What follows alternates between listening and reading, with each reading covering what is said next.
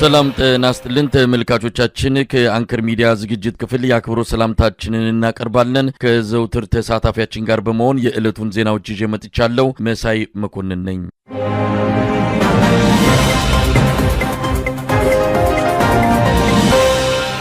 በጎንደር በትላንትናው ዕለት ልዩ ኦፕሬሽን ያካሄደው የአማራ ፋኖ ብሔራዊ ኃይል የጎንደር ቀጠና የተለያዩ ክፍለ ጦር ኃይል ልዩ ዘመቻውን ማሳካቱን አስታወቀ።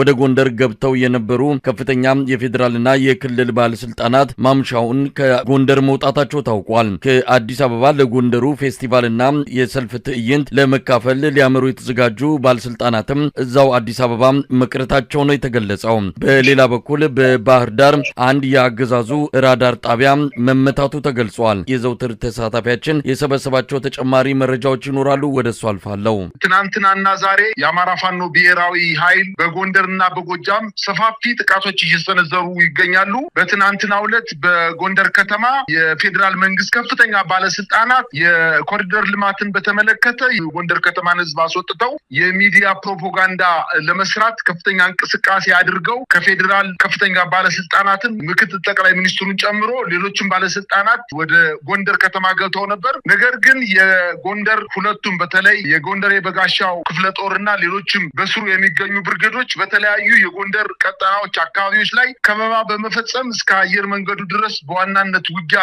በመክፈትና የተለያዩ ምሽጎችን ሰብረው በማለፍ እስከ ቀበሌ 18 ጎንደር አዘዞን አልፈው እስከ ቀበሌ 18 ድረስ ዘልቀው በመግባት በጎንደር ከተማ ሊካሄድ የነበረው አጠቃላይ የመንግስት ድጋፍ ሰልፍ ሙሉ በሙሉ የተቋረጠ መሆኑንና ከፍተኛ የመንግስት ባለስልጣናትን በጎንደር ከተማ እንደወጡና ሌሎችም ዛሬ ጠዋት ሊሄዱ የነበሩ የፌዴራል ከፍተኛ ባለስልጣናት ሳይሄዱ ቀርተዋል። መንግስት እንግዲህ ያንን አካባቢ ተቆጣጥሬዋለሁ፣ በቁጥጥር ስር ነው፣ ሲቪል አስተዳደሮችን መስርቼ ህዝቡን በሰላም እያስተዳደርኩ ነው ብሎ ባለበት ገና በአንደኛው ቀን በዋና ከተማው በተለይ እነሱ የጎንደር ከተማ ህዝብ የኛ ደጋፊ ነው ብሎ ፕሮፓጋንዳ ለመስራት ሲንቀሳቀሱ ተበታትነው በኢትዮጵያ አየር መንገድ ለማምለጥ ችለዋል።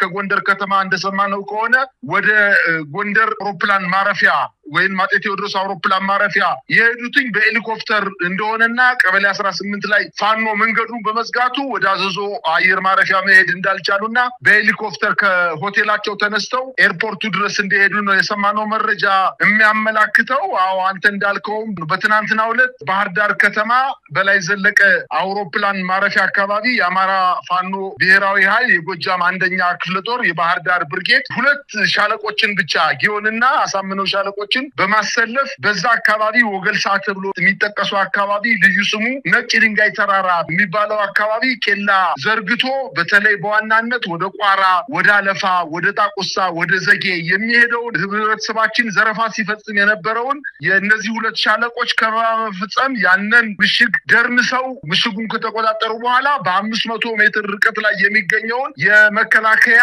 የአየር መቆጣጠሪያ ራዳሩን ወይም የአየር ኃይል ራዳሩን ሙሉ በድሽቃ በመደብደብ እንዳወደሙት ነው ከስፍራው የደረሰን መረጃ የሚያመለክተው። ከዚህ በፊትም የፋኖ ኃይሎች በዚህ በወገልሳ ቀጠና ወይንም ከኢትዮጵያ አየር መንገድ ባህር ዳር ቅርንጫፍ ወይንም በላይ ዘለቀ አውሮፕላን ማረፊያ በቅርብ ርቀት ላይ ከፍተኛ ጉዳት ሲያደርሱ እንደነበርና አንዳንዴ ሲመቱ ወደ መኮድ እየገቡ ከከፍተኛ በኮንክሪት ከተሰራ ምሽግ ራሳቸውን እየደበቁ የሚገኙ የነበረ ቢሆንም ዛሬ ግን ሙሉ በሙሉ ከበባ በመፈጸም ከምሽግ ውስጥ ያሉትን ሰራዊቶችን ከመደምሰሳቸው በተጨማሪ ትልቅ ድል ነው የተገኘው።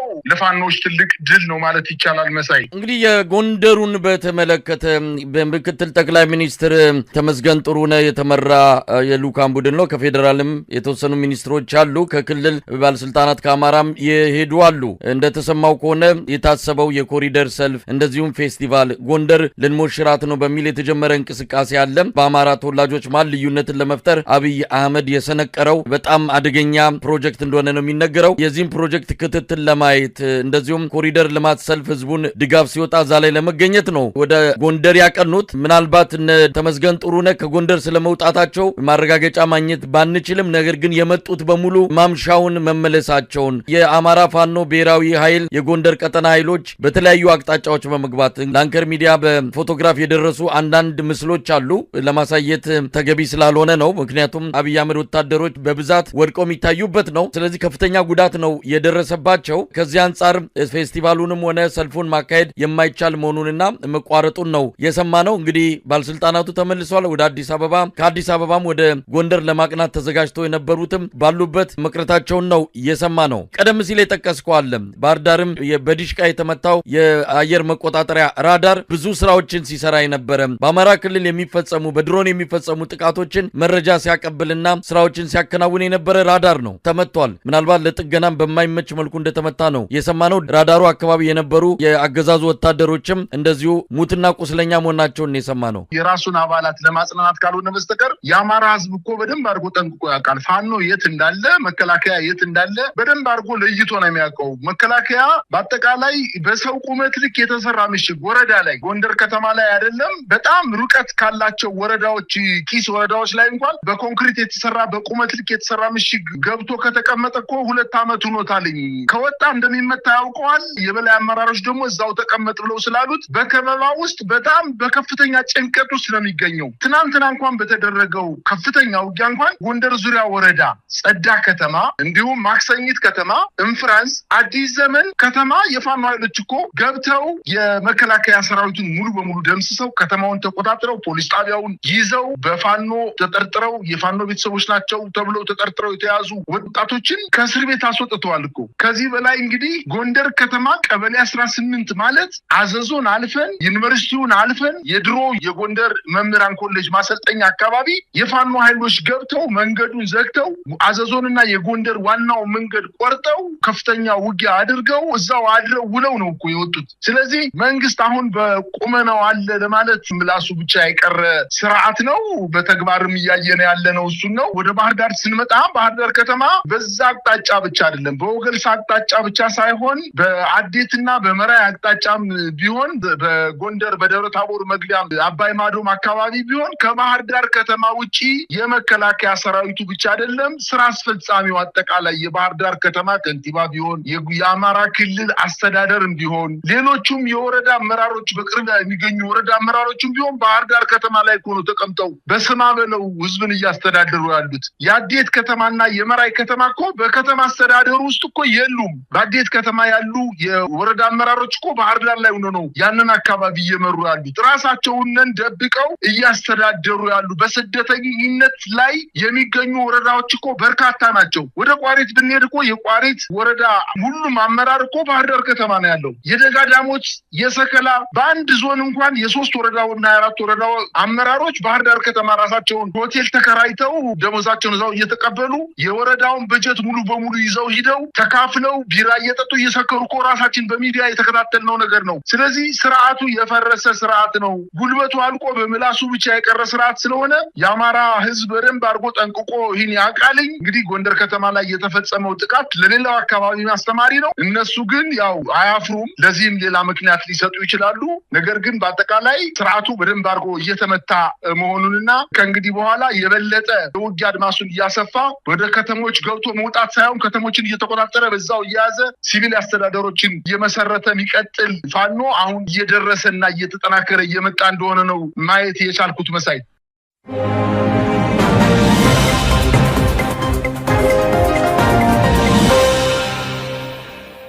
በአማራ ክልል የአብይ አህመድ አገዛዝ ምልመላ ሊያቆም መሆኑ ተገለጸ።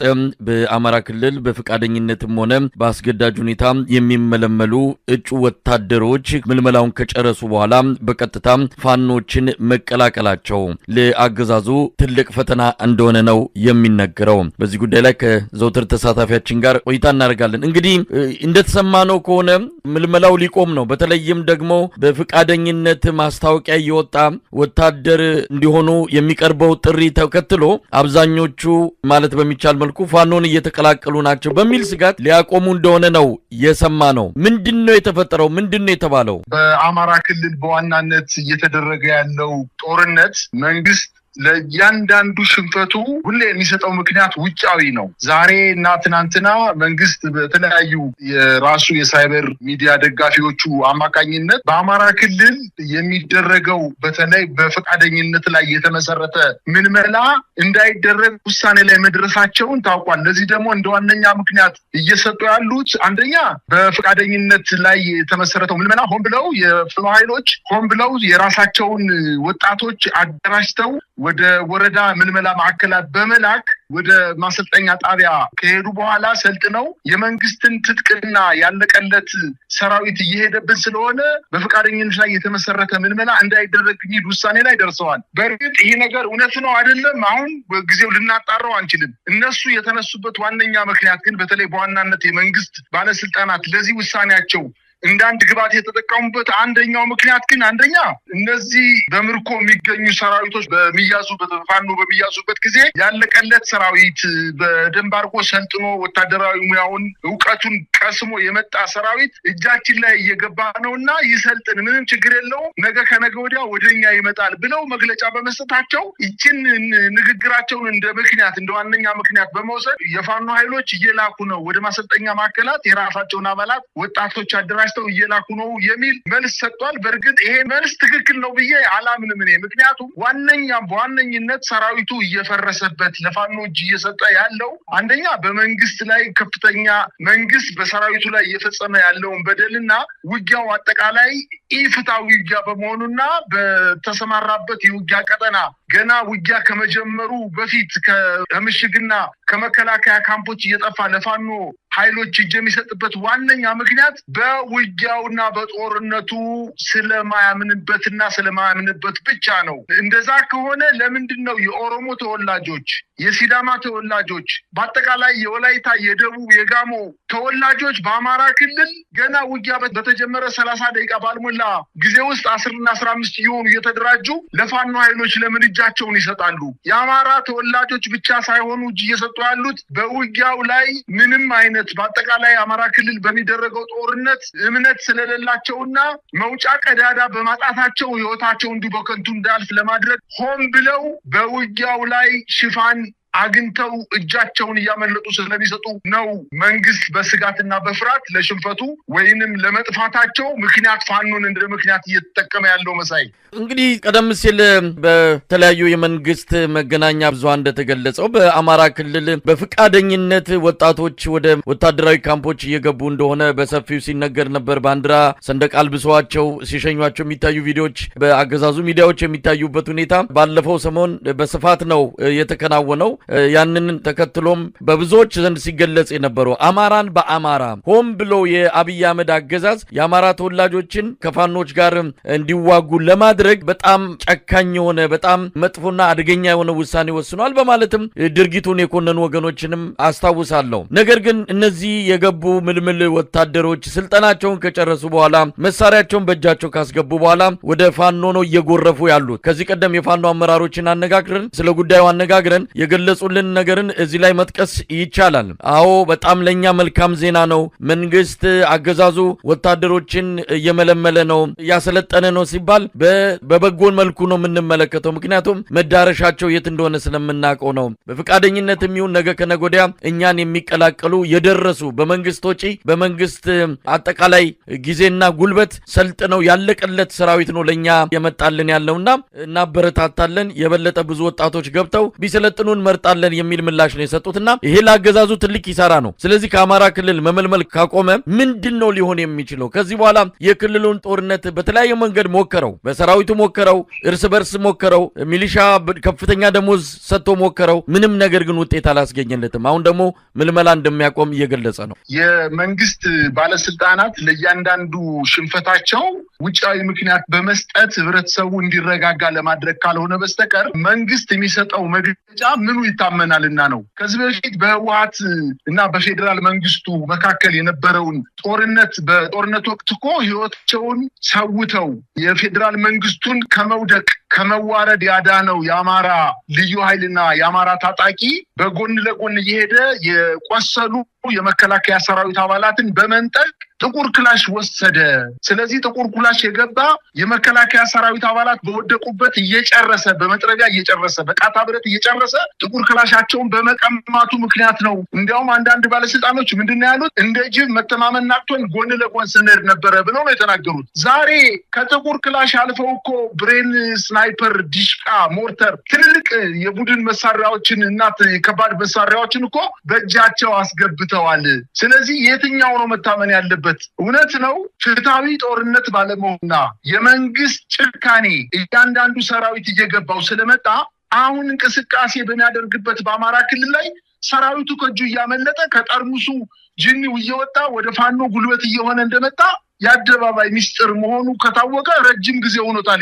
ለዛም የአማራ ፋኖ በጉልበትም በኃይልም በልብም እየደረጀ ማጥቃትና እርምጃ የሚወስድባቸውን መሬቶች እያሰፋ ከፍተኛ ነፃ መሬቶችን ማግኘት መቻሉን ይሄ የአደባባይ ሚስጥር ነው። አሁን ዛሬ ከኢትዮጵያ የሚዲያ ባለሙያዎች አልፎ በሰሜን ወሎ እንዲሁም በጎጃም አካባቢ የዓለም አቀፍ የዜና ምንጭ ባለሙያዎች መጣው የወታደሩን አደረጃጀት አጠቃላይ እየተመለከቱ እንደሚገኙና የዓለም አቀፍ መንግስት ተሸንፏል፣ ለሽንፈቱ ምክንያት ለመስጠት ነው።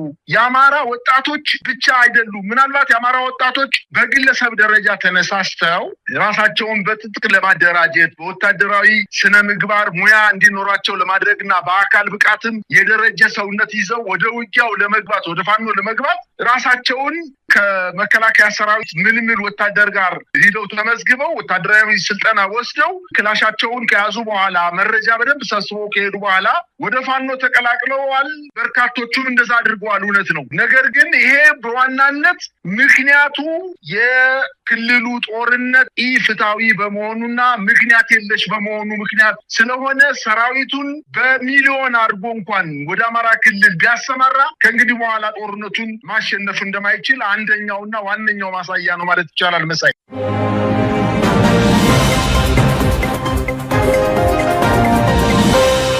ይህ በእንዲህ እንዳለ የአብይ አህመድ አገዛዝ የሰላም ሚኒስቴር በአማራ ክልል ከ266 ወረዳዎች 264ቱን መንግስት በቁጥጥሩ ስር አድርጎ የፓርቲ መዋቅር በመትከል ሰላማዊ እንቅስቃሴ እየተደረገ ነው ሲሉ ለአገዛዙ ቴሌቪዥን ጣቢያ ገለጹ።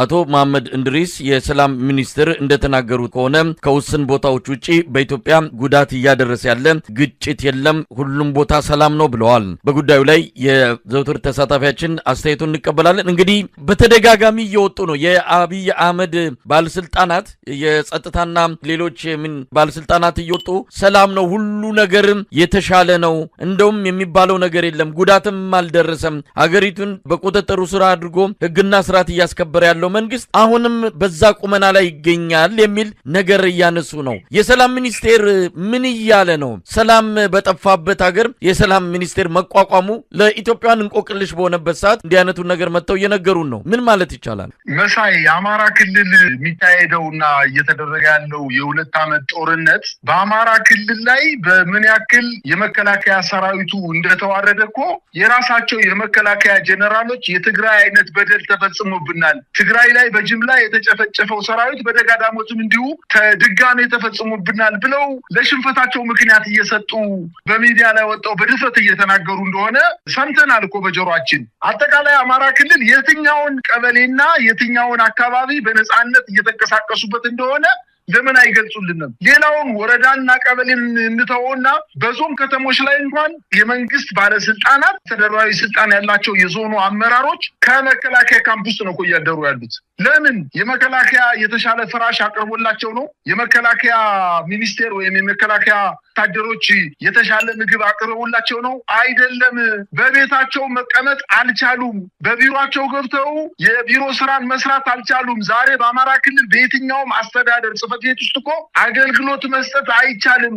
ለእያንዳንዱ ሽንፈታቸው የአማራ ክልል መስተዳደርን በመከላከያ 10 አለቃና 50 አለቃ 100 አለቃ ወታደሮች እየተንጓጠጡና እየተሰደቡ አንገታቸውን ደፍተው ልክ እንደ ሮቦት አርጉ የሚሏቸውን ነገር ብቻ እያደረጉ አንገታቸውን ደፍተው በተቀመጡበት ሰዓት አብዛኛው አስተዳደራዊ ስራና ሰላሙ የተከበረ ነው። አማራ ክልል ምንም አይነት ችግር የለም ማለት ይሄ በህብረተሰቡ ንቃተ ህሊና ላይ መሳለቅ ነው የሚሆነው። በየትኛውም አካባቢ ፋኖ ጥቃት እየሰነዘረ ከተሞችን እየተቆጣጠረ በሰራዊቱ ላይ ከፍተኛ ወታደራዊ ክሳራ እያደረሰ ራሱን በትጥቅ እያደራጀ እንደሚገኝ እኮ ትናንትናና ከትናንት ወዲያ በወልዲያ አካባቢ ዜድበር በተባለው አካባቢ እኮ 100 በላይ መከላከያ ሰራዊት እኮ ተመቷል። አሁንም ዛሬ በጎንደር አካባቢ፣ በወሎ፣ በጎጃም አካባቢ እየተደረጉ ያሉ ጦርነቶች እኮ ሁነኛ ማሳያዎች ናቸው። በየትኛውም ሰዓትና በየትኛውም ቀን የፋኖ ኃይሎች ከፍተኛ ጉዳት በመከላከያ ሰራዊቱና በአጠቃላይ በአብይ አህመድ አገዛዝ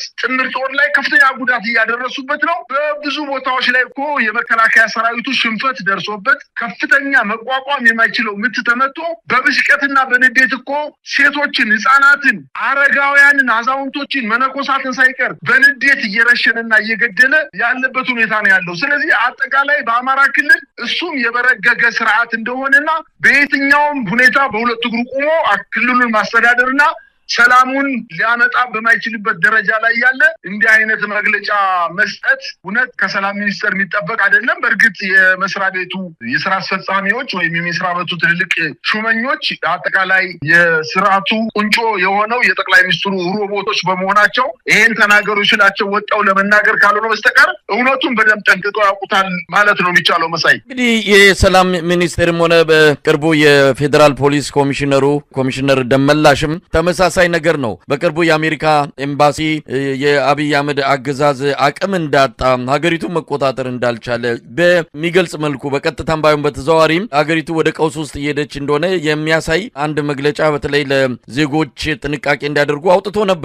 ከዛን ጊዜ ጀምሮ ነው እየተረባረቡ ነው ያሉት የአብይ አህመድ ጀነራሎችም ከእጃችን ያመለጠ ነገር የለም አይነት የሚመስሉ ባዶ ስብከቶችን በሰፊው ነው እያሰራጩ የሚገኙት። ኮሚሽነር ደመላሽም እንደዚሁ በኢትዮጵያ በየትኛውም ቀጠና መጓጓዝ ይቻላል፣ በሰላም ወጥቶ መግባት ይቻላል ያለምንም ችግር የሚል ነገር አንስቷል። በቅርቡ ነው ከ200 በላይ የአብይ አህመድ የሚሊሻና የጸረ ሽምቅ ታጣቂዎች ወረጃ አርሶ ሰሜን ሸዋ ላይ የተገደሉት። የቀበሌ አመራሮች እንደዚሁም የወረዳ ባለስልጣናት እየተገደሉ ነው። ደመላሽ ገብረ ሚካኤል ኮሚሽነሩ በሄሊኮፕተር ካልሆነ በስተቀር ሰሜን ሸዋ መሄድ አይችልም። የኢትዮጵያ አየር ኃይል አዛዡ ይልማ መርዳሳ ከደብረ ዘይት ቢሾፍቱ አዲስ አበባ የሚመጣው በሄሊኮፕተር ነው። ለቅንጦት ብቻ አይደለም፣ ሰላም ስለሌለ መንገድ ላይ ሊገጥም የሚችለው ነገር አይታወቅም። ከዚህ ቀደም ዘመዶቹም ተገድለዋልና። ስለዚህ እንዲህ አይነት ኢትዮጵያ መሬት ላይ የሌለ ለህዝብ በባዶ ስብከት ቁመና እንዳላቸው ለማሳየት የሚሞክሩት ምን ያህል ርቀት ሊወስዳቸው ይችላል? ህዝቡ እኮ እየኖረበት ነው። ለማን ነው የሚነግሩት? በቴሌቪዥን ላይ ጠንካራ ሆኖ መስሎ መታየት መሬት ላይ ካለው ነባራዊ ሁኔታ ጋር በተራራቀበት ሁኔታ ይህ አገዛዝ እንዲህ አይነቱን ነገር ለምን ፈለገው? እውነቱ ጠፍቷቸው አይደለም መሳይ፣ በዋናነት ስርዓቱ ወደ መፍረስ እየመጣ ስለሆነ ያለችኝና ቀሪ እድሜ የሰራዊቱ ከልቡ እንዲዋጋ አስተዳደሩ ደግሞ ፈርቶ ሸሽቶ ወደ ተለያዩ ሀገሮች እየተደበቀ እየጠፋ እንዳይሄድ ለማድረግ እና መረጋጋት በብልጽግና ፓርቲ አባላት ላይ እንግዲህ 10 ምናምን ሚሊዮን አባላቶች አሉኝ ነው የሚለው። እነዚህ 10 ምናምን ሚሊዮን የፓርቲው አባላት የፓርቲውን ህልውና ማጣት ተከትሎ በእነሱ ላይ ሊደርስ የሚችለውን መከራ እና ችግር ስለሚያውቁትና እሱንም በስራ አስፈጻሚ ደረጃ ትልቅ ባለስልጣናት እንደዚህ አድርገው ስለጋቷቸው ማለት ብልጽግና ወደቀ ማለት እናንተ በህይወት አትቀጥሉም፣ እናንተ መብላትና መጠጣት አይደለም በህይወት ልትቀጥሉ ስለማትችሉ ከልባችሁ ተዋጉ፣ ከልባችሁ መረጃ ስጡ፣ በስነ ስርዓት ብልጽግናን አገልግሉ ብሎ በፍርሃት ቆፈን ውስጥ እንዲወድቁ ስላደረጋቸው በዛ ፍርሃት ቆፈን ውስጥ ነው ከልባቸው ስራቸውን እንዲሰሩ ብልጽግናን በህይወት ለማስቀጠል ስራቸውን እንዲሰሩ ለራሳቸው አባላት ካልሆነ በስተቀር እስኪ እንደው ከ166 ወረዳዎች ውስጥ 164 ወረዳዎችን ተቆጣጥሬያለሁ ብሏል። ልቁጠር፣ በርካታ ወረዳዎችን ልቁጠር። ፋኖን መከላከያ ነው ያለው፣ ቋሪት መከላከያ ነው ያለው፣ ሰከላ መከላከያ ነው ያለው፣ ደጋዳሞት መከላከያ ነው ያለው፣ ዲቡይ መከላከያ ነው ያለው። በአንድ ዞን ውስጥ እዛው አፍንጫቸው ስር ላይ የሰሜን ምዕራብ ዕዝ ዋና ማዘዣ ጣቢያ ከሆነው አቸፈር ሰሜን አቸፈር እነ ቁንዝላ አካባቢ እነ ኢስማላ እነ ወንድዬ የሚባሉ አካባቢዎች ላይ ፋኖ ሙሉ በሙሉ ተቆጣጥሮት አይደለም። ከወረዳ ከተማ ውጪ አብዛኛውን 50-60 ቀበሌ በአንድ ወረዳ ላይ እኮ በፋኖ ኃይሎች ቁጥጥር ስር ሆኖ ሲቪል አስተዳደር ተመስርቶ በሲቪል አስተዳደር ለፋኖዎች ግብር እየከፈለ በስነ ስርዓት ህዝብ ሲጣላ እያስታረቀ በሰላም ወጥቶ እንዲገባ በማድረግ እርሻውን በስነ ስርዓት እንዲያርስ በማድረግ አስተዳደራዊ ስራ እየተሰራ በሚገኝበት ሰዓት እንደው ለኢትዮጵያ ህዝብ ይህን ያክል ወረዳ ላይ 99% እኛ ተቆጣጥረናል፣ ምንም የተፈጠረ ችግር የለም። በጦርነትም ቢሆን ይህን ያክል በመከላከያ ላይ ጠንከር ያለ ውጊያ እየተደረገ አይደለም ማለት ይሄ መከላከያ ጀነራሎች የሚሆኑ የመንግስት ከፍተኛ ስራ አስፈጻሚዎች ከልባቸው በደንብ ጠንቅቀው የሚያውቁት እንደሆነና ነገር ግን አባላቶቹን ለማጽናናት እየተፍጨረጨረ እንደሆነ ነው የምረዳው መሳይ።